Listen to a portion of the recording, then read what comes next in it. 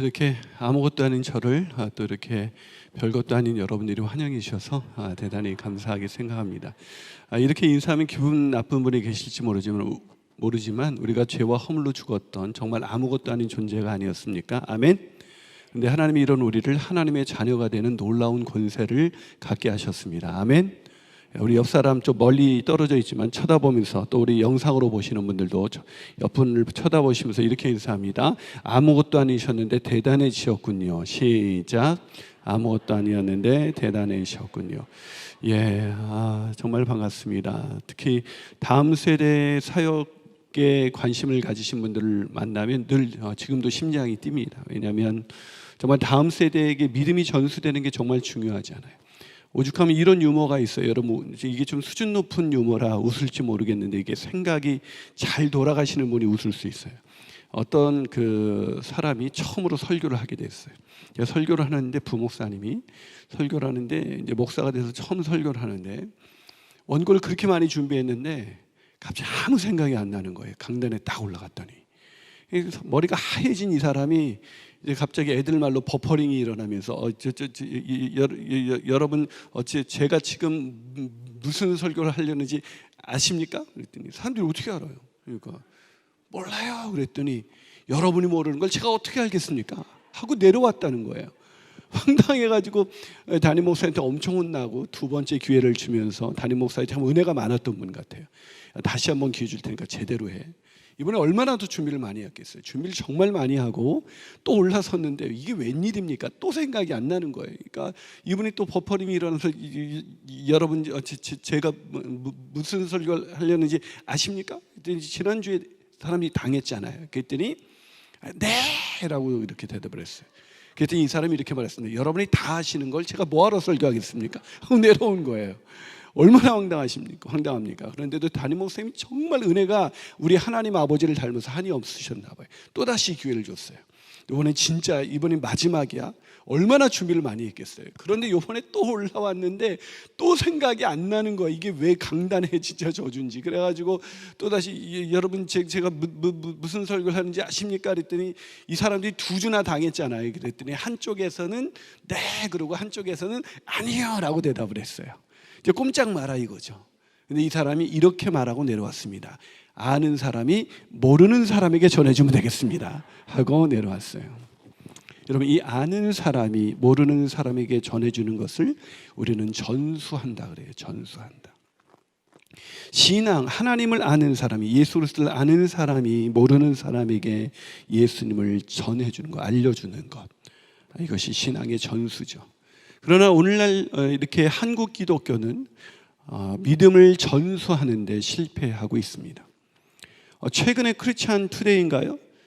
그 신문에도 보니까 최근 한국 교회 10년 동안 무려 100만 명의 성도가 줄었는데 그중에 절대 다수는 바로 아이들이었습니다. 다음 세대였습니다.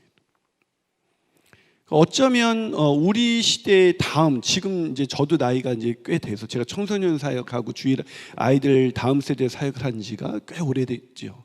제가 교사들이여 절대로 가르치지 마라는 책을 쓸 때만 해도 그때가 제가 23년 차에 썼나 그랬을 거예요, 그 책을. 근데 지금 이제 제가 나이가 이제 이 앞자가 6자에 가까워지고 있어요. 이제 두 달만 지나면 제가 57이에요. 믿어지지가 않죠. 저도 이게 믿어지지가 않아요. 저희 가장 큰 고민은 제발 나이가 들어 보이게 도와주시옵소서요. 청소년 애들 사역을 하도 많이 했더니 나이가 안 들어요. 나이가. 그래서 왜 나이가 안 들지 그랬더니 우리 사역자가 목사님이 피부가 우윳빛 같기 때문에 그렇대요.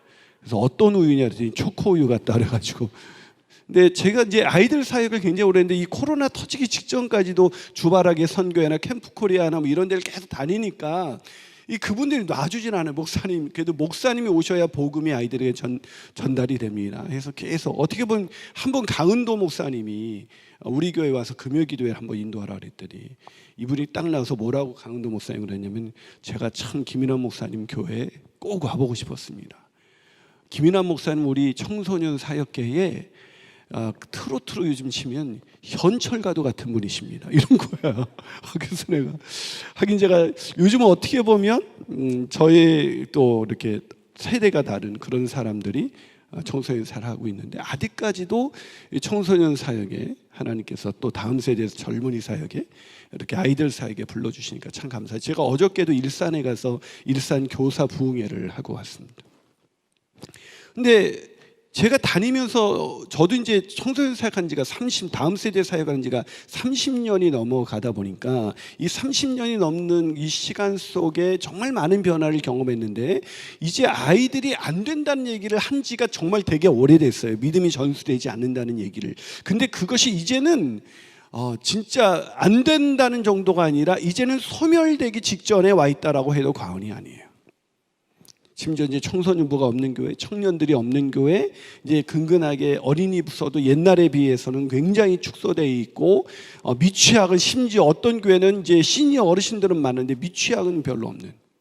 제가 어떤 한 95년 된 교회에 교사 부흥회를 하러 갔는데, 그때 아이들 헌신 예배를 갔는데, 와, 아이들 헌신 예배를 드리는데 아이들이 교복을 입고 나와서 중고등부 헌신 예배를 드리는데, 얘네들이 어떤 찬양을 불렀냐면요, 주 안에 있는 나에게 딴 근심이 있어, 이런 찬양을 부르고, 그 다음에는 지금까지 지내, 이런 찬양을 부르는 거예요.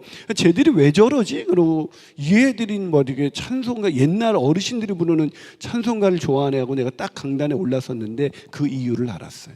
앉아있는 분들의 90%가 시니어 어르신들이었어요. 그러니까 95년 된 교회, 더 오래된 교회일수록 고민이 뭐예요? 다음 세대가 모이지 않는다는 거죠. 또 개척교회의 고민이 뭡니까?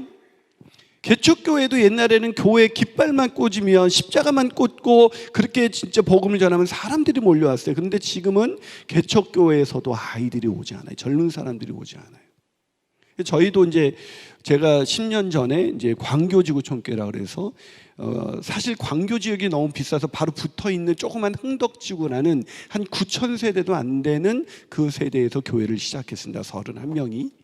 근데 저희가 한 5년 정도 지나면서 한 1200명으로 모였어요. 근데 저는 그 지역의 한계를 이제 느끼면서 우리가 333 비전을 해서 부목사님들을 자꾸 개척을 시켜줬는데 자립이 안 되는 거예요. 그래서 내가 개척을 해야겠다 그래가지고 우리가 2년 전에, 한 2년 반 전에 동탄에서 이제 교회를 개척했어요. 그러면서 교회를 개척해서 1년 만에 동탄에서 저희가 1년 만에 800명이 모였어요. 그리고 미취학 아이들이 1년 만에 100명이 넘었어요. 우리 아이들이 어린이도 막 우리가 광교에서 했을 때와는 비교할 수 없는 그런 성장을 우리가 경험하면서, 저는 동탄이 다 그런 줄 알았어요. 근데 동탄에서 샘물교회에서 교장 선생님을 하시다가 교회를 개척했던 더 샘물교회 목사님이 우리 교회에 오셔서 하시는 얘기가, 목사님 제가 동탄에서 이 학교 사역 연합을 위해서 다 돌아다녔는데 이 목사님들이 와서 하는 말이 동탄이 저주받은 땅이라고까지 말합니다. 무슨 소리예요? 전도가 안 돼요. 전도가. 젊은이들이 많아서 올 것 같은데 오질 않아요 라고 얘기를 하더라고요. 이제 저희는 이제 1년 그렇게 개척하고 나서 이제 지역 이름을 쓸 수가 없어서 이제 생명을 뜻하는 라이프, 거기다 더 라이프 지구촌교회라고 이제 이름을 바꾸고, 이제 제가 이쪽을 분립시키려는데 교인들이 아직은 준비가 안 돼 있다, 마음의 준비가. 그래서 좀 더 나중에 어떻게 분립을 시켜줬으면 좋겠다. 지금 제가 이제 두 성전을 동탄과 광교를 왔다 갔다 하면서 하는데, 우리 교회 동탄 같은 경우는 그냥 주 연령대가 30대. 부모들 작년에 많아야 40대, 저 같은 50대 후반은 이제 시니어 어르신, 우리 교회에서는 그래요. 근데 제가 막 과천에 있는 교회, 이런 교회들 막 가보면은요, 교회 역사는 오래됐는데 다음 세대들이 모이지 않죠. 게다가 다음 세대가 모이지 않는 것만으로도 심각해졌는데, 더 큰 문제는 뭐냐면 갑자기 코로나가 터지면서 이제 온라인으로 전환했어요. 근데 제가 여러분 우리 교육자들한테 어떤 얘기를 했냐면, 앞으로는 온라인이 훨씬 더 중요해진다. 그래서 제가 어느 날 뉴스를 오래전에 뉴스를 봤는데, 몇 년 전에 뉴스를 봤는데, 사람들이 네이버에서 검색을 위해서 머무는 시간이 1분 몇 초였는데 유튜브에 머무는 시간이 7분 몇 초라는 얘기를 딱 뉴스를 듣고, 이거구나. 앞으로는 유튜브에서 이 사람을 낚는 업으로 이 복음 전파의 사명을 감당해 있구나 해서 우리 교육자들에게 계속 유튜브에 대해서 우리가 준비를 해야 된다라는 얘기를 계속 했어요. 근데 이제 우리 교육자들이 그걸 잘 이해를 못했다가 코로나가 땅 터지면서 이제는 모든 교회가 원하든 원하지 않든 지금 뭐 이제 일상화됐잖아요. 지금도 유튜브로 우리가 이 영상으로 이렇게 강의를 듣고 계시고 이제 이런 게 익숙해졌잖아요. 근데 이게 불과 1년, 2년이 안 되는 그 시간 속에서 이 한국 교회와 다음 세대 사역자들이 경험하는 일이에요. 그래서 이제 사역자 뽑을 때 옛날에는요, 우리 어르신들이 예배하실 그 교회 개척할 때는 사역자 청빙 조건이 뭔지 아세요? 성경 몇 독했는가? 기도 몇 시간 하는가 이거였어요. 그러다가 이제 막 이제 좀 산업화가 되면서 이제 교회가 성장할 때 이제는 막 중요한 게 뭐냐면 이제 전도사님 뽑을 때 일종 보통 운전면허가 있는 사람, 이게 또 하나의 조건이 됐어요. 그러다가 이제 컴퓨터를 통해서 막 이런 것이 심해지면서 이제 전도사 청빙 조건이 뭐였어요? 컴퓨터 가능한 자. 근데 이제 온라인 시대에 접어들면서 비대면 시대에 접어들면서 사람들이 이제 뭘 원해요? 영상 편집 가능한 자. 바뀌죠.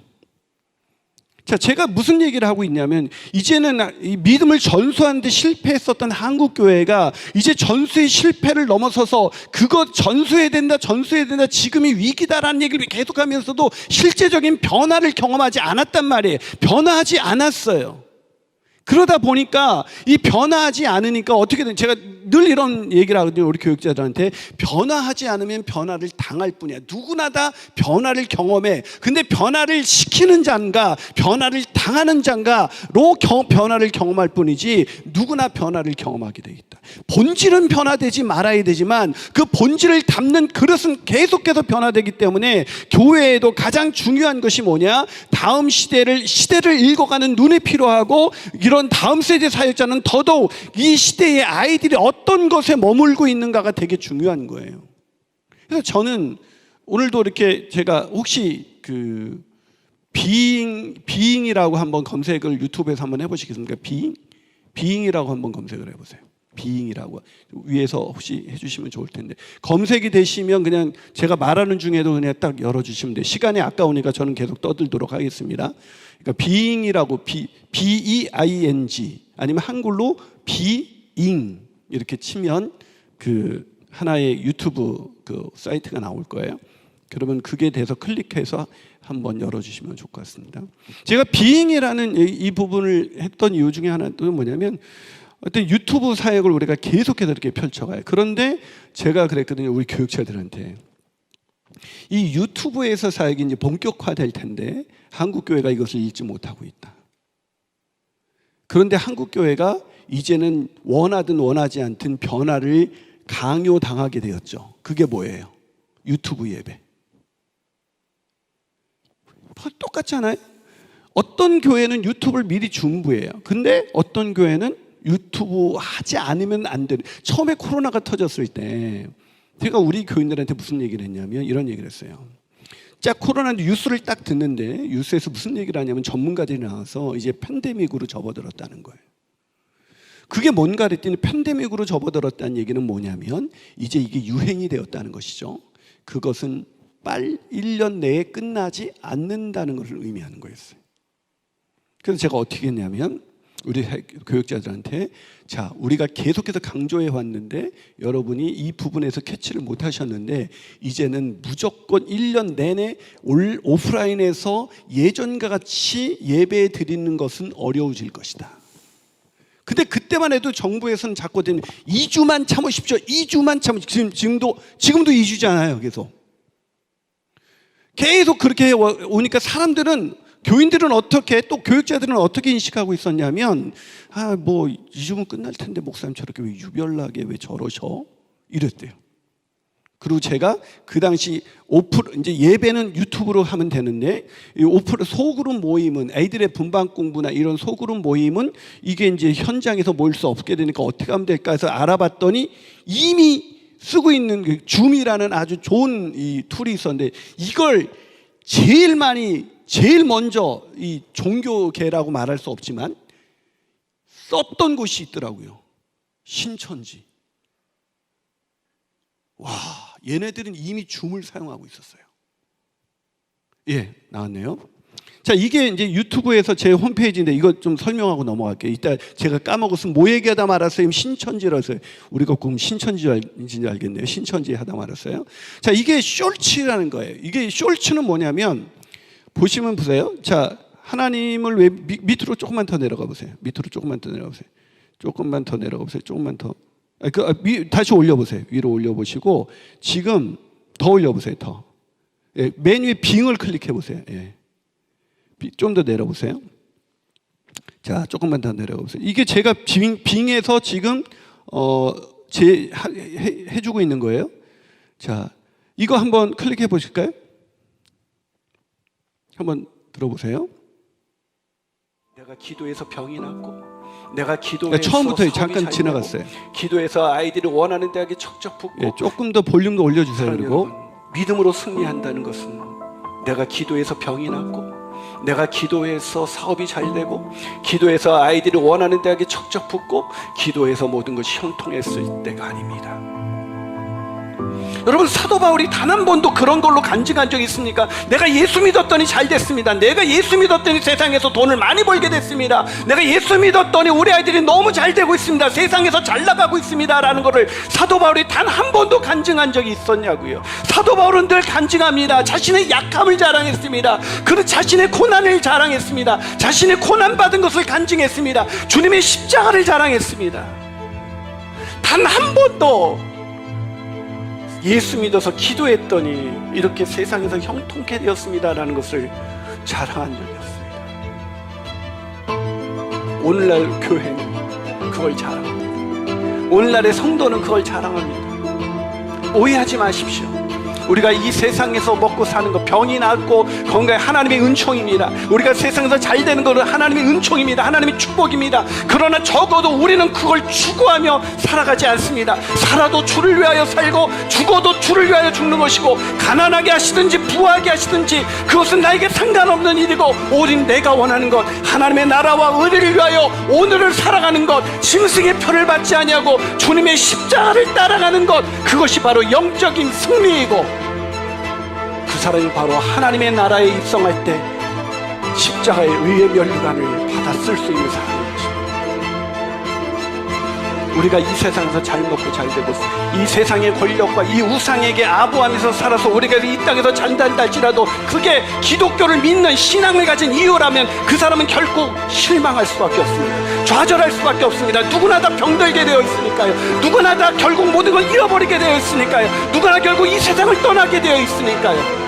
이 세상에서 잘 되고 잘 되는 것이, 잘 먹고 잘 사는 것이 내가 예수를 따라가는 이유라면 예수 따르다가 실망할 것입니다. 교회에 나올수록 위로받을 수 없을 것입니다. 그러나 내 인생의 목적이 이 땅이 아니라 저 영원한 나라, 하늘나라, 그 나라에서 주와 함께 영원토록 승리의 기쁨을 만끽하면서 영생을 누리는 것이 우리의 삶의 인생의 목적이고, 그것이 내 가치이고, 그것이 내 행복이라면 우리는 이 땅에서 고난을 당해도 담대하게 믿음으로 끝까지 인내하며 살아갈 수가 있을 것입니다. 믿음으로 인내할 때마다 자기가 초라하다고 느끼는 것이 아니라 내가 승리자라고 말씀하시는 성령의 세미한 음성을 듣고 오늘도 승리의 개가를 부르며 다른 사람 부러워하지 아니하고 우상을 섬기며 잘되는 사람 부러워하지 아니하고 오늘도 믿음의 길을 굳건히 걸어갈 수가 있는 것입니다. 그런 길을 걸어가는 저와 여러분이 되시지 않겠습니까? 예, 이게 시간이 몇 분 되지 않는 시간이죠. 그렇죠? 제가 이 영상은 우리 주일 설교를 짧은 영상으로 편집해서 사람들이 쉽게 접근할 수 있도록. 왜 유튜브를 하는 사람들의 특징이 있어요. 그게 뭐죠? 길면 안 봐요. 그래서 요즘 목사님들이 설교를 계속 올려요. 근데 안 봐요. 자, 근데 제가 이거를 이제 저도 시도하고 있는 거예요. 아직 뭐 이게 엄청나게 뭐 펴져나가지 않는데, 자, 빙을 다시 한번 보여줘 보세요. 근데 이것도 전 짧다 그랬는데, 자, 이 빙에서 보면 좀 밑으로 내려가 보세요. 예, 거기서 하나님은 제 짝을 예비해 주셨다고 그거 한번 클릭해 봅시다. 나에게 예비된 짝이 있는가? 네, 있습니다. 그 짝은 분명히 있어요. 그러니까 저도 만나서 결혼했죠. 그런데 예비된 짝이 저절로 나 예비된 짝이야 하고 오지는 않는다는 것이죠. 예비된 짝을 만나기 위해서는 어떻게 됩니까? 프로포즈 하는 것입니다. 프로포즈 했는데 노라고 말하면 예비된 짝이 아니에요. 만나다가 잘했는데 헤어졌어요. 예비된 짝이 아니에요. 너무 힘들어하지 마세요. 나중에 나랑 결혼하게 될 사람, 그 사람이 바로 예비된 짝인 것입니다. 그래서 그 사람과 결혼했을 때 하나님이 이 사람을 나에게 보내셨구나 라고 믿고 그 사람과 행복하게 잘 살면 되는 것입니다. 그냥 가만히 있으면서 어디선가 백마탄 왕자가 나타나겠지라는 생각으로 기다린다면 예비된 짝을 놓치게 될 것입니다. 예비된 짝은 있습니다. 프로포즈 하십시오. 이게 몇 초짜리 같아요? 60초짜리예요. 자, 다시 빙 다시 한번 하나만 더 볼까요? 빙을 다시 한번 보여줘 보세요. 자, 거기서 제가 좀 더 밑으로 내려가 보세요. 하나님을 왜 믿어야 되나 한번 클릭해 보시죠. 이 요한복음 5장 24절에 내가 진실로 진실로 너에게 이르노니 내 말을 듣고 나를 믿는 자는 영생을 얻었고 심판에 이르지 아니하나니 사망에서 생명으로 옮겼느니라. 하나님 믿는 것은 영생을 얻고 심판받지 않기 위해서, 그래서 사망에서 생명으로 옮겨가기 위해서 믿는 것이죠. 다시 말해서 하나님을 믿지 않으면 우리 인생은 끝나는 것입니다. 그렇기 때문에 하나님 왜 믿느냐? 영생, 살기 위해서, 영원히 살기 위해서 믿어야 됩니다. 이것은 너무나 분명한 이슈이기 때문에 이것은 고민할 거리가 없는 것입니다. 여러분, 하나님 믿는 기회를 놓치지 마시고 오늘 예수 믿고 영생을 얻고 심판에 이르지 아니하고 사망에서 생명으로 옮겨가는 저와 여러분이 되시기를 축복합니다. 아멘.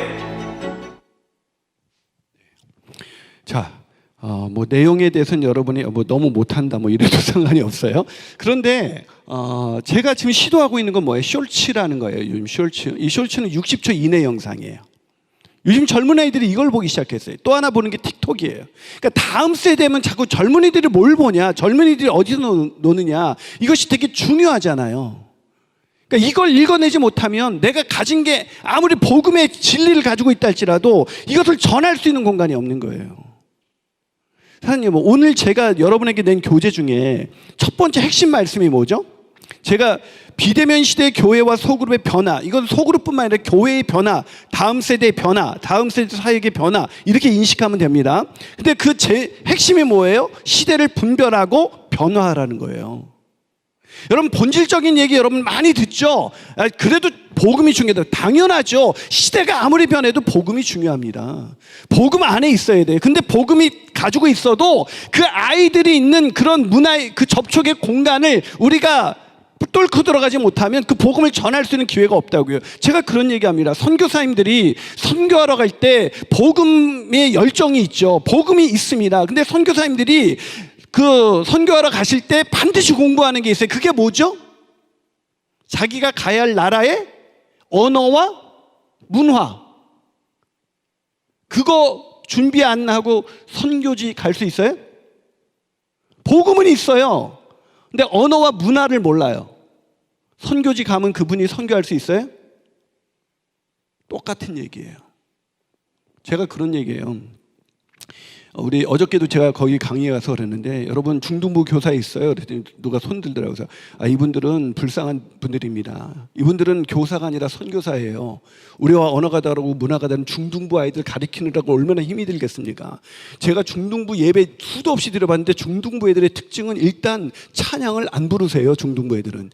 저는 중등부 애들이 찬양하는 날 주님 곧 오실 거라고 확신합니다. 이래. 사람들이 웃고 막 난리가 났죠. 중등부의 사춘기를 이해하지 못하면 중등부 사역 못합니다. 근데 자꾸 목사님들의 문제는 뭐냐면 복음의 확신은 너무 분명해. 최고 장점이에요. 근데 그게 단점이 된다. 복음 말고 한 손에는 신문을, 한 손에는 성경을, 한 손에는 신문인데, 칼바르트가 말한 것처럼 이제는 한 손에는 성경이고 이 성경은 안 바뀌어요. 한 손에 주어진 이 성경은. 근데 예전엔 신문이지만 이제 유튜브예요. 이제 줌이에요. 이제 온라인 사역에 대한 툴을 잘 알아야 우리가 복음을 전할 수가 있다고요. 근데 몰라. 변화하지 않기 때문에 변화를 당한 수밖에 없죠. 아까 말했죠. 줌을 쓰는데 신천지가 먼저 쓰고, 그러니까 걔네가 사람을 죽이는 그 이단인데 걔네의 장점 왜 그렇게 막 확장이 됩니까? 시대를 읽는 눈이 있어요. 걔네들이 어떻게 접촉하는지 진짜 기가 막히잖아요. 자연스럽게 위장된 만남을 통해서 그렇게 복음방으로 끌고 들어가가지고, 와, 제가 너무 잘 설명하니까 김 목사 신천지 아니야 또 이렇게 오해하지 마시고요. 다 알잖아요. 신천지의 방법. 제가 걔네들의 방법 보고 깜짝 놀랐어요. 우린 더 사람을 살리는 복음을 갖고 있는데 왜 이 복음을 전하는 그런 도구에 대해서 왜 이렇게 우리는 준비가 되지 않은 것일까? 왜 우리는 그 부분에 대해서 배우려고 하지 않는 것일까? 제가 우리 교육자들한테, 여러분 이 강의가, 오늘 여러분에게 나눠준 강의가 우리 교회 성도들, 목자들에게 한 강의예요. 여러분, 제가 이 강의를 왜 했을까요? 처음에 제가 온라인 예배로 이제 드려질 거라 그러니까 교인들은 뭐 이렇게 유별나 다 이러셨대요. 게다가 줌으로 목장해야 됩니다. 이제 몇 줌은 끝날 텐데 끝나면 다시 모이면 되지, 뭐 굳이 줌으로 뭘 모여, 이랬단 말이에요. 다. 근데 다 불평했대요. 그래서 사람들이 안 따라오는 거예요. 그래서 제가 온라인에 이 언택트 시대에 대한 부분에 대해서 제가 수도 없이 책을 읽고 공부하고 그래서 정리해가지고 우리 목자 교육 때 이 얘기를 해줬어요. 왜 우리가 시대를 읽고 변화를 해야 되는지. 그랬더니 교인들이 그때 이해를 했어요. 그리고 이제 제가 이걸 가지고 먼저 교육자들을 교육시키고 그런 다음에 목자들을 교육시켰어요. 왜? 나만 알면 뭐예요? 나와 함께 동역하는 주일학교 교사들이, 다음 세대 사역자, 그 교사들이 그걸 알아야 따라올 거 아니에요. 왜 줌으로 가야 되는지. 그래가지고 막 이제 줌으로 하는데, 줌으로 목장하는데, 뭐 이렇게 목자들이 이제 보고를 받잖아요. 줌으로 목장이 잘 되고 있는지 안 되고 있는지. 제가 보고를 받았는데 줌으로 안 되고 있는 목장이 반 이상이 되는 거예요. 그래서 내가 교육자 회의에서 여기 왜 안 되냐 그랬더니, 목사님, 이 줌이라는 게 낯설고 또 특히 나이가 좀 있으신 분들은 되게 힘들어 하시고 이래서 안 됩니다. 그래서 제가 그랬어요. 그럼 목사님 다른 방법이 있어요? 내가 팬데믹 시대라 그러지 1년 이상, 그럼 다른 방법, 1년 이상 이제 제대로 대면에서 못 모일 텐데, 그럼 대면에서 못 모이는데 다른 방법이 있냐고요? 그랬더니 없죠. 그럼 1년 동안 줌으로 안 모이면 1년 동안 못 모이게 될 텐데 1년 동안 아무것도 안 모이는 게 더 나은 대안이에요? 아니죠. 제가 아는 한 대면이 아닐 때 온라인으로 모일 수 있는 소그룹의 가장 좋은 도구가 줌인데, 그러면 방법이 이거밖에 없다면 어려워하는 분들을 가르쳐주고 목자 사역자들이 가서 같이 깔아주고 같이 시험해보고 같이 테스트해서 익숙하도록 가는 방향으로 가야지, 어렵다고 안 됩니다라고 나한테 보고하면 어떻게 해요? 그랬더니 사역자들이 방향을 알았죠. 그래서 그 다음부터 어르신, 시니어 어르신들한테도 가서 이렇게 깔고 제가 저하고 해볼게요 해가지고 다 해가지고 했어요. 그래서 저희가 우리 평신도들 중에서도 온라인 잘하는 사람들을 우리만 하면 교육자들이 너무 일이 많으니까 평신도 중에서 할 수 있는 분들, 그래서 온라인 사역 그 도우미 팀을 만들었어요. 일시적으로. 그래서 그분들한테 다 도와주도록. 지금 시니어 어르신들도 아주 잘해요. 지금은 내가 놀란 거예요. 놀란 건 뭐냐면 40대 초반의 목자도 나한테 뭐라고 얘기하냐면, 목사님, 처음에 사실 목사님이 너무 유별나다고 생각했고요. 왜 이렇게까지 하나 생각했는데 1년이 지난 지금 줌으로 목장 모임을 안 했으면 우리 목장 어떻게 됐을까 생각해 보니, 목사님이 그걸 어떻게 그렇게 미리 하셨어요? 저는 그때 놀랐던 게 40대 초반도 이런 변화에 대해서 거부 반응이 있고 불편해하는구나 라는 걸 저는 알았어요. 그러고 나서 저에 대한 리더십은, 성도들의 지지는 훨씬 세졌죠. 목사님이 앞을 보신다. 그러니까 우리가 열심히 따라가자. 죄송한 얘기지만 이런 얘기하면 그래요. 누가 제 후배가, 목사님 좀 어떻게 온라인 세트 이거 빨리 끝나야 되는데 지금 어떻게 잘 하세요? 우리는 아무 문제 없어. 지금도 부흥하고 있어. 그랬더니 형 진짜 얄밉다 그러더라고요. 여러분, 제가 무슨 얘기를 하냐면, 리더는 다음 세대 사역자가, 지금 제가 여기 와서 청소년 사역 다음 세대에서 30년 이상 한 사람입니다. 전 누구보다도 복음의 열정, 복음이 아니면 사람 변화시킬 수 없다고 믿는 사람입니다. 아멘이십니까? 그런데 그런 제가 오늘 여기 와서 강의하는 포인트는 뭐냐? 여러분 복음이 있잖아요, 여러분 안에. 근데 뭘 어려워하세요? 언택트 시대에 어떻게 다음 세대에게 이걸 전달해야 될까? 그러려면 여러분이 먼저 생각이 시대를 분별하고 여러분 자신이 먼저 변화해야 돼요.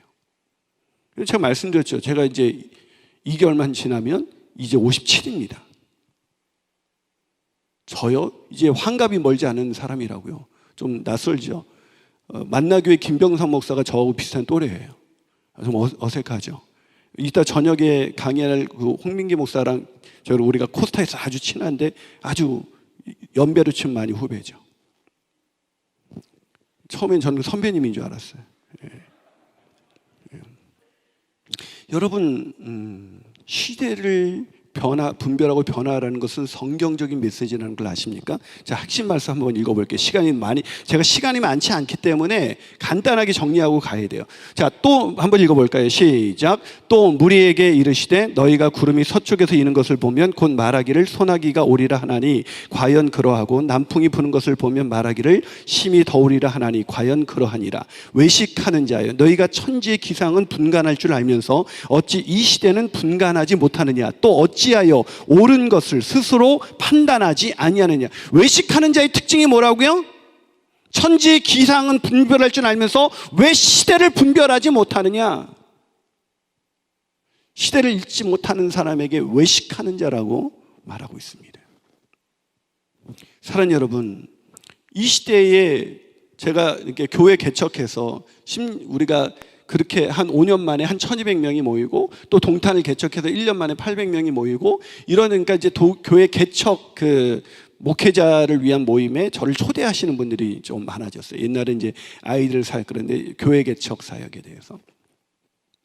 그럼 제가 두 타임 강의하면 전반기에 강의하면 목회자들이 정말 공감을 많이 하세요. 왜? 저도 해봤으니까요. 얼마나 개척이 힘들고 어려웠는지 아주 밑바닥에서 기고 있었으니까요. 그러면 딱 앞타임 강의 끝나고 쉬는 시간 되면 다 질문해요. 그럼 목사님은 어떻게 합니까? 라는 거예요. 그래서 제가 그때 가서 늘 하는 얘기가 여러분 오해하지 마십시오라고 말해요. 너무 영적이기만 하면 개척 못합니다. 이런 얘기를 해요. 영적이지 말란 얘기가 아니잖아요. 한 손에는 성경을 가지지 말란 얘기가 아니잖아요. 성경을 가지되 성경을 반드시 가져야지. 가장 중요한 것이죠. 그러나 그것만으로 안 된다. 그거를 가진데 이 성경을 가지고 우리가 이 시대 가운데 목회하려면 이 성경이 필요한 그들을 이해하고 시대를 분별하고 우리가 스스로가 변화되지 않으면 우리가 시대를 읽어가면서 성경의 이 귀한 복음을 그들에게 잘 전달할 수가 없다. 그래서 제가 들어가는 이야기 질문. 자, 온라인 예배도 예배가 될 수 있나요? 있어요, 없어요? 지금도 이거 가지고 아주 절대 안 된다고 하는 사람이 있을 수 있어요. 저는요, 이거 오해하지 마세요. 전 지금도 온라인 우리 성도들한테도 그래요. 제가 지난주 설교에도 요즘 요한계시록 강의를 하거든요, 제가. 근데 마지막 그 날에 찬양하는 사람들이라고 설교하면서 제가 그랬어요. 많은 목사님들이 요즘 온라인 예배로 성도들이 편안함에 길들여지다 보니까 나중에 이 대면 예배가 가능해져도 성도들이 안 나올 거라고 걱정하시는 분들 제가 많이 만났어요. 이해는 돼요. 왜냐하면 성도들이 이렇게 편안함에 길들여질 수 있어요. 근데 저는 그렇다고 반드시 대면이 상황이 열려지면 성도들이 나올 거라고 저는 확신해요. 왠지 아세요? 대면 예배와 온라인 예배의 감동은 비교가 안 되거든요. 지금 우리도 10% 예배하니까 이제 목장별로 나와서 현장에 나와서 예배를 하거든요. 근데 그분들이 나올 때마다 하는 얘기가 있어요. 목사님, 우리가 가정에서 온라인으로 정말 신령과 진정으로 예배하기 위해서 몸부림치지만 이 현장에서 나오는 예배는 찬양부터가 우리의 마음속에 성령의 임재와 하나님의 임재와 감동하심을 느끼게 하네요. 빨리 이 날이 왔으면 좋겠습니다. 그래요. 제가 그렇게 비유를 들어요. 여러분이 만약에 오페라를 보는데, 뮤지컬을 보는데 TV에서 방영을 한대요. 근데 누가 VIP석을 줬어요. 그럼 여러분은 어떻게 하시겠습니까? 라고 묻죠. 당연히 가죠. 세상 공연도 그런데 하나님의 거룩한 임재 속에 들어가는 것, 그것을 현장에서 성도들이 함께 모인 공동체에서 임재하시는, 여러분 온라인 속에서도 우리가 하나님의 임재를 경험할 수 있겠지만 현장에서 경험하는 그건 달라요, 차원이. 그러면서 제가 그랬어요. 하물며 요한계시록에 천상에서 예배의 장면을 보여주잖아요. 여러분, 우리가 이 땅에서 저는 예배하는데 천상에서 예배를 사모하면서 오늘의 예배를 드립니다. 하나님이 주신 유리바, 그 하나님의 보좌 앞에 펼쳐진 유리바다 앞에서 하나님이 주신 검은 고를 가지고 보좌에 앉으신 하나님과 우리를 위하여 죽임당하신 어린 양을 우리가 지금은 영적인 임재 속에서 경험하지만 우리의 눈으로, 새로운 몸으로 입은 그 눈으로 그분을 목격하며 예배할 때 우리는 얼마나 감격스러운 예배를 드리게 될까요? 천상의 예배는요, 우리가 이 땅에서 예배는 천상의 예배를 여기서 미리 약간씩 맛보는 예배죠. 그것처럼 사랑하는 여러분, 온라인으로 지금 우리가 어쩔 수 없이 예배하지만 현장에 나와서 우리가 함께 예배하는 날이 오기를 소원합니다. 우리 성도들은요, 지금도 다 현장에서 열리기만을 기대하고 있죠. 걱정하지 마세요. 중요한 것은 현장의 예배가 살아있는가, 복음이 살아있는가, 찬양이 살아있는가, 기도가 살아있는가, 정말 거기에 하나님의 임재 속에 신령과 진정으로 드려지는 예배가 준비되고 있는가가 더 중요한 것이죠. 여러분, 온라인 예배도 예배가 될 수 있는가? 만약에 이거에 대해서 아니요 라고 말한다면 그 사람은 그럼 대다수의 10% 이외의 예배를 드리는 사람은 예배 안 드리는 거죠. 그렇게 믿는 사람은요, 지금이라도 그냥 무조건 예배를 다 드려야 돼요. 사랑하는 여러분, 온라인 예배도 예배가 될 수 있습니다. 그러나 온라인 예배와 현장 예배 어느 것을 선택하겠냐고 묻는다면 난 무조건 현장 예배죠. 이제는 이거는 더 이상 논란거리가 아니에요. 이제는 원하든 원하지 않든 온라인 예배를 다 드리고 있어요. 그래서 저는 이제 온라인 예배를 이 상황 속에서 이 성도의 안전과 우리가 빛과 소금의 역할을 하기 위해서 우리가 이렇게 온라인 예배를 드리는데, 만약에 이 그 정부 자체가 예배 자체를 못 드리게 한다, 저는 목숨 걸고 싸울 의지가 되겠어요. 여러분, 우리가 이 온라인 예배에 대해서 이제 드릴 수밖에 없는 성도들의 상황이 많은 속에서 저는 어떤 걸 더 고민해야 되냐고 생각한다면, 성도들이 온라인에서도 어떻게 하면 더 신령과 진정으로 예배할 수 있을까? 여러분, 우리가 현장에서 예배할 때도 목사님들이 이렇게 예배당 꾸밀 때, 예배당을 꾸밀 때, 예배당이 예배 자체는 아니지만 예배당이 예배에 집중할 수 있도록 마이크 세팅하는 거, 스피커, 어떤 자리, 이런 걸 왜 고민합니까? 이건 비본질인데? 그게 예배하는 공간이기 때문에 거기서 어떻게 세팅하냐에 따라서 예배에 더 집중할 수가 있거든요. 마찬가지로 온라인 예배에서도 예배에 더 집중할 수 있는 것, 그리고 또 교회에서 송출하는 예배도 어떻게 하면 교인들이 지루해하지 아니하고 영적으로 집중할 수 있도록 딴 생각하지 않고 그렇게 하나님의 말씀 가운데 집중할 수 있도록 어떻게 온라인 예배를 송출해야 될까 또 고민해야 된다는 거죠. 다음 세대 아이들은 더해요. 자, 이렇게 다음 세대는 조그만 교회에서는 인력이 없어요. 그러다 보니까 다음 세대 이 예배 송출한다는 건 되게 어렵죠. 제가 아까 보여주다 말았는데 그것만 잠깐만 보고 넘어가 볼까요? 자, 저희 교회 더라이프 지구 총교회 어린이지구, 청소년지구, 미취학지구 치면 이렇게 나옵니다. 자, 한번 더라이프 지구 한번 보여주실래요? 우리 미취학지구에 그냥 소개하는 그냥. 자, 우리 친구들 목자님과 됐어. 이건 함께 미취학 예배. 이거에 그냥 홈을 보여주실래요? 틀어주는 게 아니라 홈을. 미취학지구 검색하면 미취학지구 밑에 버튼이 있잖아요. 홈으로 들어가는. 예. 거기 동그란 걸 클릭해 보세요. 예. 자, 이게 이제 우리 미취학지구 홈페이지예요. 그래서 밑으로 좀 더 내려 보실까요? 그럼 여기에서 어떻게 온라인 예배를 드리는지 우리가 이런 서비스를 하고 있고요. 인기 업로드 있고 밑으로 쭉 있어요. 자, 이렇게 더 라이프 지구 총계 청소년 지구, 미취학 지구, 어린이 지구, 젊은이 지구 이런 부분을 다 해요. 옛날에는요, 홈페이지 하나 만들려면 비용이 장난이 아니었어요. 근데 이제는 유튜브가 얼마나 좋냐면 이 도구를 잘 사용하면 우리 각 지구별로 이런 부분을 할 수가 있어요. 그런데 우리 교회도 이제 이제 10년 된 교회, 우리 교회는 상가교회입니다. 죄송하지만 저 이런 교회 오면 정말 부러워요. 이런 건물 있는 교회 오면. 우리 교회는 아직 상가교회예요. 그런 상가교회 아직도 있지만 우리가 가장 중요하게 생각하는 건 뭐냐면요, 우리 교회는 제가 있었던 13년간 수석이자 교육목사로 있었던 그 지구촌교회, 분당 수지 지구촌교회에서는요, 그 전산실에만 해도 직원이 몇 명이 장난이 아니었어요. 근데 우리는 없어요. 직원 없어요. 둘 수가 없죠, 우리도. 그래서 어떻게 하냐, 저는요, 미취학지구도 우리 아까 그 나와서 있다가 미취학지구 들어오면 설교하는 설교자가 다 누구냐면 우리 교회 평신도 사역자예요. 저는 만인 재상장 그 원리에 따라서 오카노 목사님의 평신도를 깨운다의 영향을 많이 받아서 평신도를 사역자로 세우는 교회예요, 우리는. 그러니까 우리는 어떤 풀타임 사역자를 쓸 수가 없으니까, 그렇다고 넉놓고 있을 수가 없으니까 저는 우리 교회에서 제자 훈련시키고 사역 훈련시키고 그들을 은사에 따라 분류해서 그 은사에 따라서 그분들이 우리 교회에서 의미 있는 사역을 하도록 하는데, 우리 교회 미취학 사역자의 그 한 명 그 작년 사역을 하면서 다른 사역을 하면서 미취학을 코디네이터 하시는 목사님이 있지만 모든 설교자들은 다 미취학 평신도 사역자예요. 우리 방송하고 자막하고 이렇게 영상 돌릴 때 영상 돌리는 사람들 다 평신도 사역자예요. 아까 빙이라는 거 그거 만든 거 우리 교회 청년이에요.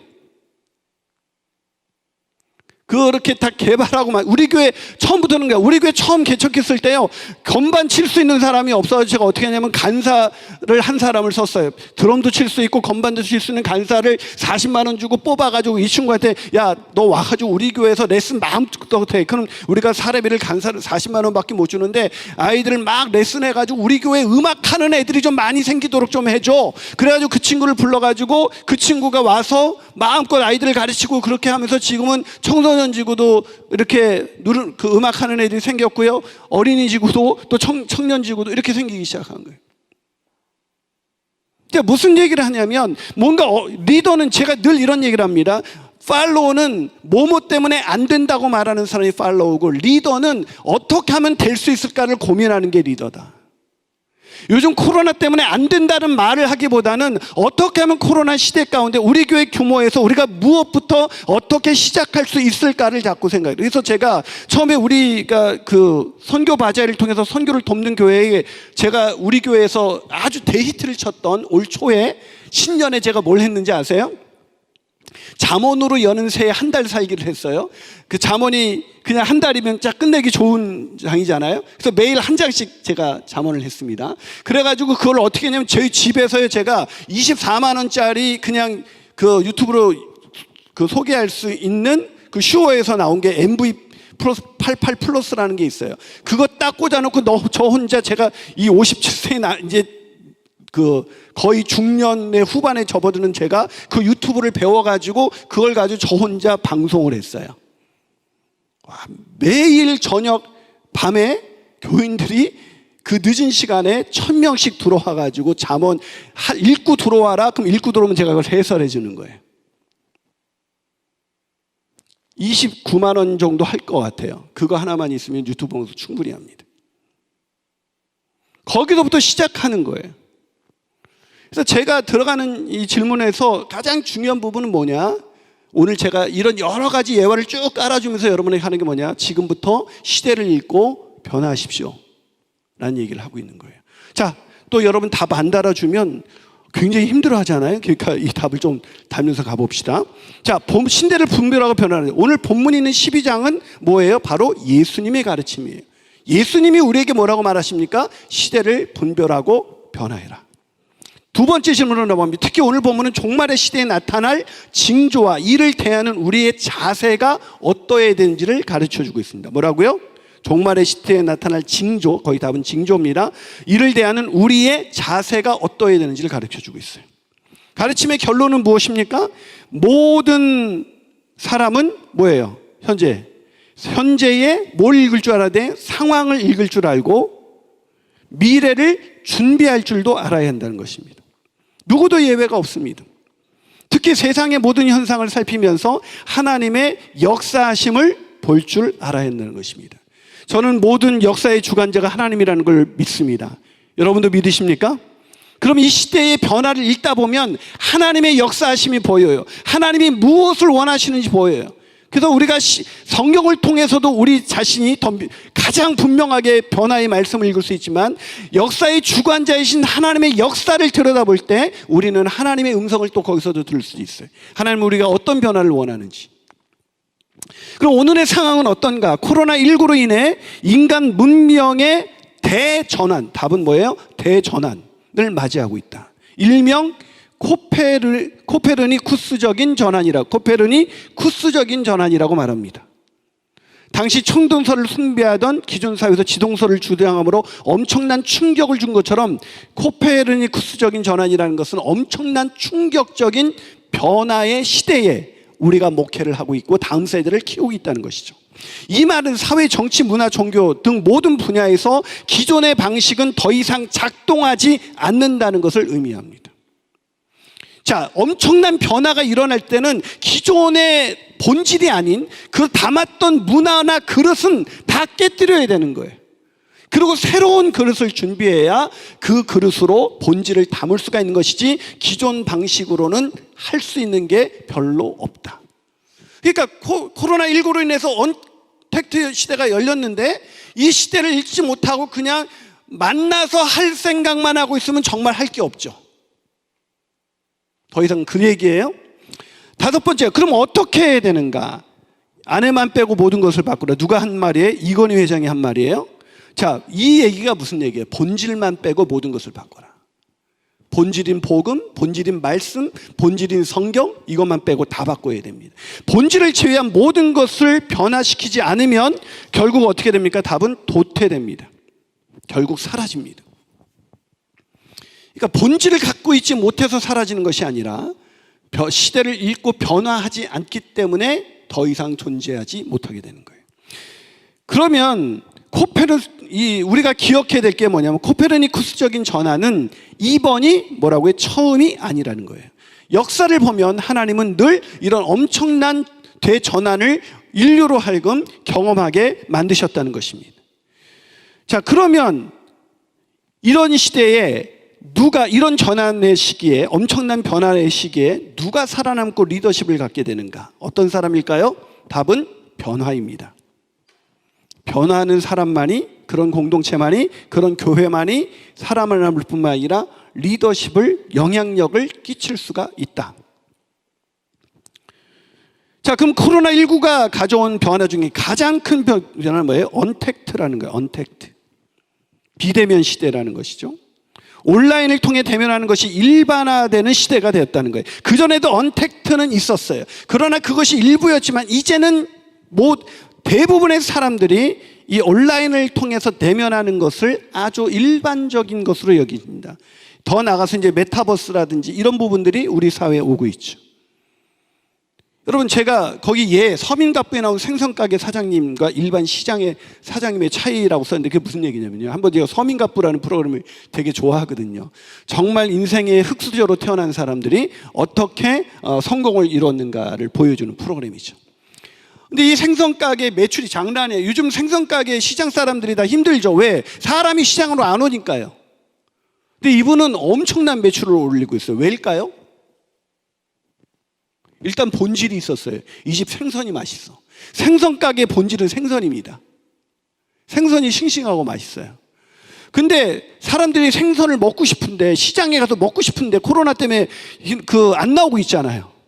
그럼 어떻게 하면 돼요? 안 나와도 받을 수 있게 하면 되잖아요. 근데 안 나와도 받을 수 있게 하려면 어떻게 해야 돼요? 이 사람이 거기로 배달을 해줘야 되는데 배달하는 동안 이미 상하거든요. 그래서 이 사람이 가장 싱싱하고 좋은 생선을 거기에서 이분이 유튜브를 통해 가지고 조리를 가장 맛있게 굽는 법, 구워 가지고 신선도를 유지하도록 급냉해서 하는 법을 이 양분이 연구해 가지고 그걸 포장해서 온라인에서 올리기 시작했어요. 온라인 매출이 장난이 아닌 거예요. 자, 생선은 시장 사람도 싱싱한 생선을 가지고 있어요. 이 사람도 싱싱한 생선을 가지고 있어요. 본질은 같아요. 근데 한 사람은 영향력을 주는데 한 사람은 아무도 그 생선을 먹지 않아요. 차이는 뭡니까? 변화. 이게 엄청난, 지금 아이들이 만날 수 없다. 코로나 끝나야 만나야죠. 그럼 언제 만나요? 지금 저도요 1년이 지날 때 작년 말에 어떤 장로님이 목사님 저 사실 목사님께 깜짝 놀랐습니다. 왜서 목사님이 1년은 간다 그럴 때 설마 왜 뉴스에서 맨날 2주만 참으면 고비다 뭐 이렇게 얘기했기 때문에 저는 그걸 믿지 않는데 어떻게 하셨어요? 그리고 저한테 묻습니다. 목사님 앞으로 어떻게 내년 이게 작년 말이에요. 내년 초에는 이제 끝날까요? 그래서 제가 그랬어요. 한 2023년까지는 갈 것 같습니다. 그래서 좀 더 장기적으로 봐야 됩니다. 그래서 온라인으로 하다 보면 만나지 못하기 때문에 지치고 그렇게 낙심하는 그런 영역을 어떻게 다시 리프레시 할까를 하려면 방법은 하나밖에 없습니다. 정말 살아나는 방법은 여러분이 이제 목장 이렇게 소그룹 모임도 못하게 하고 다 못하게 하잖아요. 1대1로 계속해서 만나십시오. 여러분의 마을에 있는 장로님 마을에 있는 식구들로 1대1로 계속 만나시고 그들을 1대1로 세우는 사역이 필요하기 때문에 더 바빠질 것입니다. 저도 온라인 돼서 훨씬 바빠졌어요. 이거 영상 준비하는 거 장난 아니죠? 사람들을 옛날에 모아서 한 번에 만나서 하면 될 일을 이제 1대1로 만나서 다 해야 되니까 시간이 없어요. 시간이. 자, 차이는 무엇입니까? 본질은 같은데 시대를 읽고 자기를 변화시켰느냐 아니냐의 차이인 거예요. 스타 강사 김미경 얘기하죠. 여러분 코로나가 터지면서 제일 어려웠던 사람들 중에 하나가 강사들이었어요. 강사. 모여야 강의를 하죠. 저도 제가 사역 강의할 때 보통 한 주가 아니면 한 20군데 정도에서 요청이 들어왔어요. 근데 코로나가 딱 떨어지니까 요청이 거의 안 들어와요. 김미경은 엄청난 사람이잖아요. 그 사람이 그 전에 대면 상황에서 오프라인 상황에서 강의를 많이 하고 강사를 많이 받았던 강사일수록 온라인의 충격은 훨씬 더 큰 겁니다. 제로가 돼버렸으니까요. 근데 김미경이라는 사람이 대단한 분인 게 저는 뭐 개인적으로 잘 모릅니다만 이 양반이 그 전부터 유튜브 사역을 준비하고 있었어요. 그리고 유튜브를 사역을 준비하면서 자기 직원들도 완전히 체질 개선을 해서 지금은 뭐 100만 뷰 넘어가는 사람이 구독자가 100만이 넘잖아요. 그러니까 대부분의 강사가 갑자기 이거 끝나야 다시 강의 시작하지 할 때 그분은 100만 구독자를 만들어서 여전히 강의하고 여전히 영향력을 끼치고 아니 더 많은 사람들에게 시공간을 넘어서 영향력을 끼칠 수 있게 됐다는 거죠. 이런 예화를 제가 수도 없이 들 수 있어요. 여러분 마찬가지예요. 이 온라인 상황 속에서 이 전환의 시기에 자기를 변화시킨 사람은 여전히 영향력 있는 리더십을 가질 수가 있다는 거죠. 그럼 여러분의 다음 세대 아이들에게 교사이든 목사님이 교육자이든 누구든지 간에 영향력을 끼치려면 어떻게 해야 돼요? 이 시대를 읽고 자신을 변화시켜야 애들에게 갈 수가 있다는 겁니다. 자, 그럼 9번째. 온택트 시대 유튜브는 사람들의 어떤 공간이라는 걸 알아야 돼요? 생활 공간이. 가끔 들어가면 취미 공간이 아니라 생활 공간이. 이제는 네이버로 검색하지 않습니다. 유튜브에 사람들이 머무는 시간 그때는 7점 몇 분이었지만 지금 훨씬 더 늘어났죠. 앞으로는 더 길어질 것입니다. 자, 시간이 없으니까 거의 넘어가야 될 것 같아요. 자, 10번째. 그래서 교회는 어떻게 되냐? 언택트 시대에 맞게 변화해야 된다. 온라인 예배, 온라인 세교 등록. 그래서 여러분 교회에 온라인 세교 등록 있죠? 온라인 세교로 우리 교회에 등록을 합니다, 사람들이. 그럼 온라인으로 그들 등록하면 우리가 그 사람들에게 온라인으로 안내를 해줘요. 온라인 선교 바제. 우리가 온라인 선교 바제 하기 이거 진짜 우리가 이거를 그 교회와 성장인가 그 잡지 만드는 데에서 이거를 한국 교회 소개하고 싶다 해서 이렇게 우리한테 저기 기사로도 올린 적이 있거든요. 우리가 오프라인 선교 바자 할 때 우리가 수익을 600만 원밖에 못 냈어요. 그래서 100만 원씩 6교회 교회를 도왔는데 온라인 선교 바자회를 했는데요. 우리가 2천만 원이 나온 거예요. 그때 처음 계획할 때 사역자가 한 400만 원으로 낮춰서 기한을 올렸더라고요. 그래서 왜 이렇게 올렸습니까? 목사님 온라인 상황이고 또 코로나로 인해서 성도들도 어렵고 해서 아마 예년보다는 잘 되지 않을 것 같아서 이렇게 했습니다. 그래서 제가 그랬어요. 저는 반대인데요. 우리 교인들은요 어려울수록 선교에는 열정을 내는 교인들입니다. 나는 우리 교인들을 그렇게 봅니다. 그렇기 때문에 중요한 것은 온라인으로 계획을 하면 훨씬 더 성도들은 함께. 근데 온라인 선교바지가 너무 재밌었어요. 너무 재밌었어요. 우리가 뭐랬냐면 경매 온라인 홈쇼핑 하듯이요. 그걸 만들어 가지고 완전히 얼마나 재밌었는지 몰라요. 근데 그게 가능했던 게 뭐냐면 우리 장로님들이 그 중에 하나가 우리가 경매를 통해서 재밌게 했거든요. 경매라는 걸 했는데 만약에 아주 전통적인 교회에서는 무슨 교회에서 거룩하지 않게 무슨 경매. 사랑하는 여러분, 이게 그럼 시간 없는데 장로님들이 왜 그렇게 변했을까요? 온라인 시대를 읽을 수 있도록 제가 자꾸 강의를 하고 책을 읽게 하고 같이 나누고 만나서 설명하고 설득하고 그러면서 우리 장로님들은 이 변화에 굉장히 빨라요. 우리 장로님들은 엄청난 변화를 일으키는데도 한 번도 노해 보신 적이 없어요.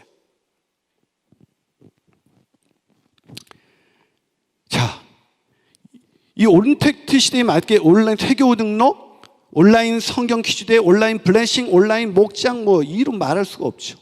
온라인 사역이 이 장이 끝이 없습니다.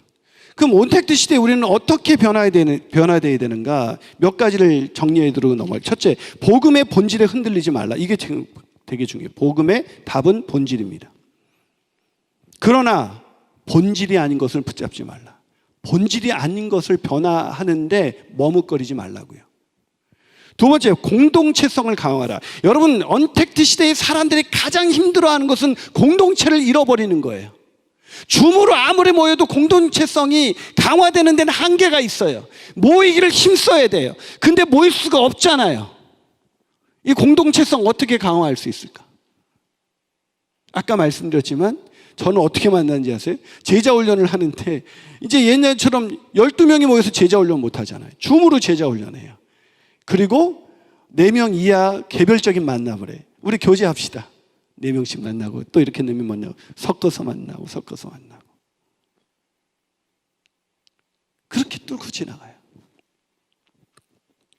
공동체성을, 특히 다음 세대 여러분, 온라인 시대가 될수록 아이들을 1대1로 만나주는 것은 훨씬 더, 이전보다도 훨씬 더 중요합니다.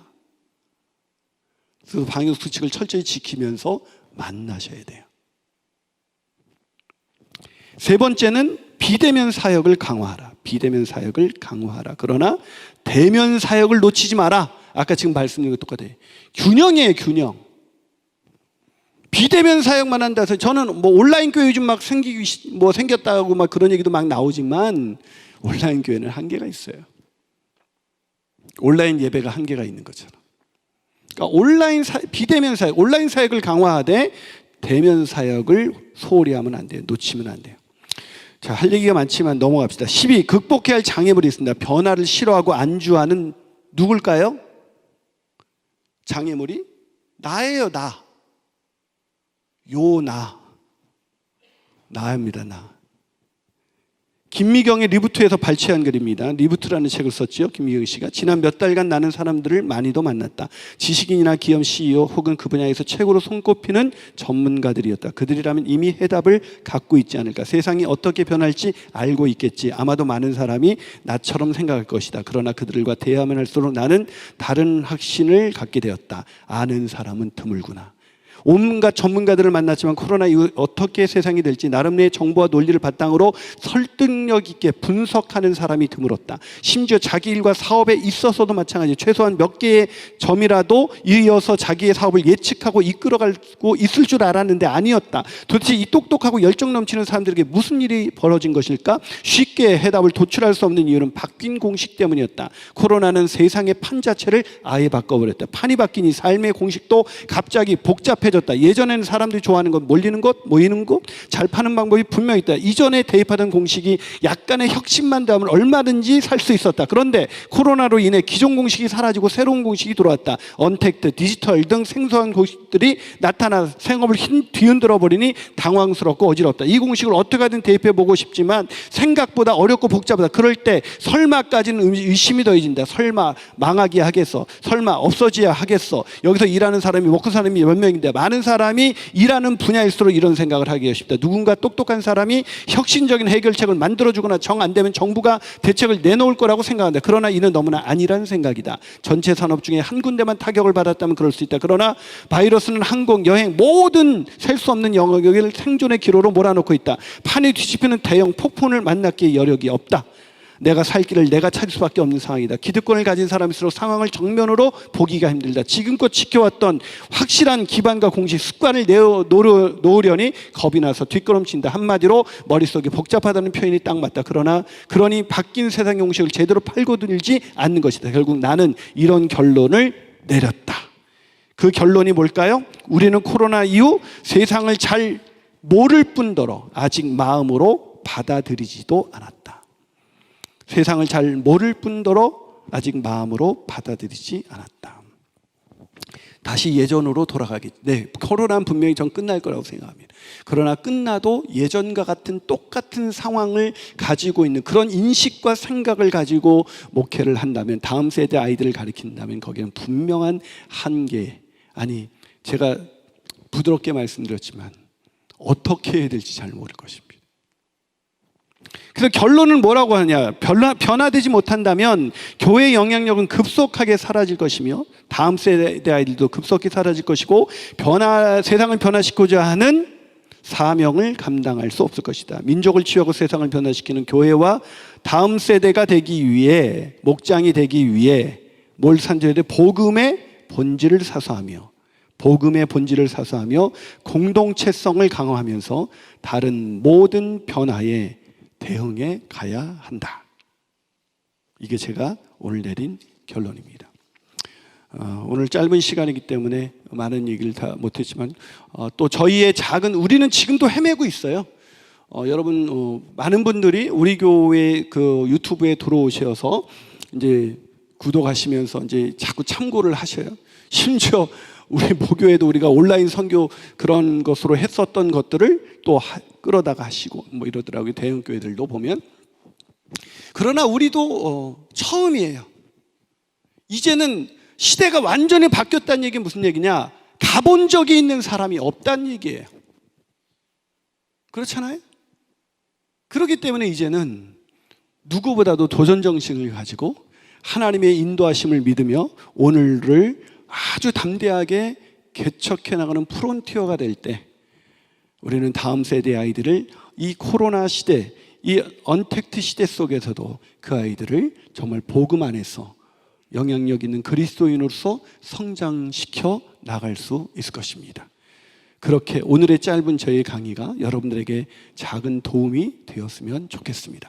앞으로도 저희 교회 좀 많이 기도해 주시고 응원해 주시고 또 참고해 보시면 이렇게 움직이고 있구나 라는 것들을 좀 더 경험할 수가 있고, 또 하나의 중요한 화두는 그래서 이제는 소그룹이 더 중요해졌고 이 소그룹 안에서 훈련을 시켜서 그들로 하여금 평신도 사역자로 세워가는 것이 대형 교회가 아닌 다음에야 작은 교회의 가장 중요한 그런 목회, 다음 세대 목회에 있어서 가장 중요한 전략이다 라고 말씀드리겠습니다.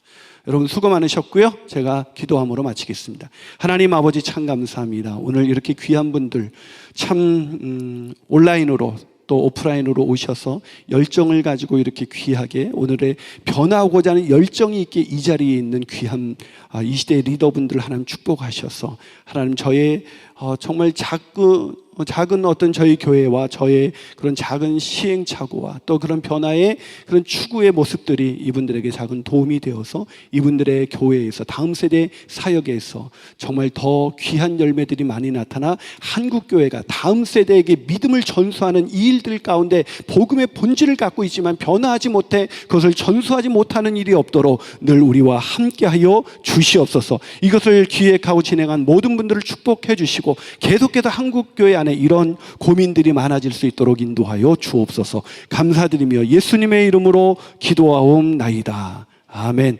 예, 감사합니다.